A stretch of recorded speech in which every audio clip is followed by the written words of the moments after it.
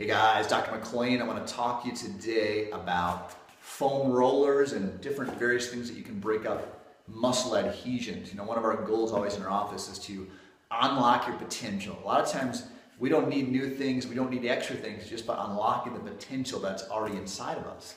And that's definitely the case with these foam rollers. So, give an example. This is a foam roller. It's about roughly 18 inches long. You can see there's some bumps and knob things on here. It's hollow in the middle.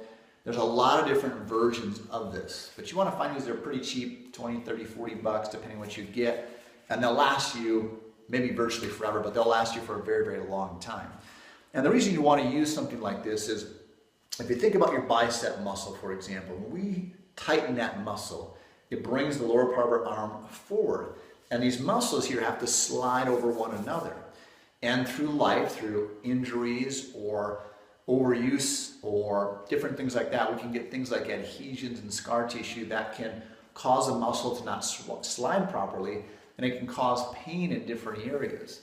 And so, but a lot of times you might have a scar tissue in your bicep and might cause elbow pain or shoulder pain or even wrist pain. So when we break up these adhesions, it really can have a big impact on unlock your potential. I'll give you a great example. About a year and a half ago, I slipped on the ice and I shattered my hip. And I've been doing great. I've been rehabbing my leg, and I started about 6 weeks ago here. I wanted to get back into running. So I started running. I'm on my treadmill. I ran for about a week and a half. I just running 5 minutes at a time, 7 minutes at a time, and I started just to slowly work my way up. And then all of a sudden, overnight, my leg just flared up and I had massive knee pain. And it was most of the pain was really concentrated in my knee, and I've never had knee issues in the past. My hip was doing totally fine.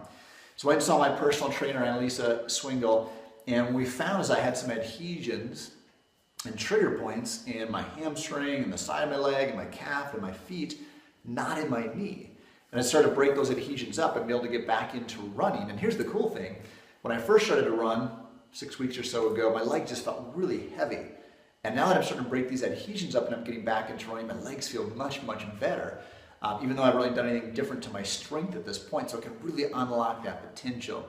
So there's various ways that you can do this. Again, here's the foam roller. I'll demonstrate a couple different ways that you can do this and rolling through these different scenarios. But you can go on YouTube. There's lots of great videos on there, so you can look for your particular area, whether it's a shoulder, whether it's a leg or knee or ankle. But I'll give you some examples that you can work on right here. So 3 things that you want to watch for when you're doing this rolling is, number one, not to spend too much time on one particular area.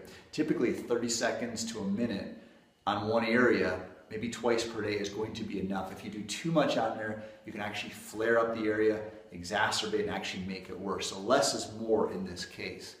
The second thing to look for is to not just the area of pain. So if you have knee pain, you want to, like I said earlier, look around the whole leg, the calf, the front of your thigh, your inner thigh, your outer thigh.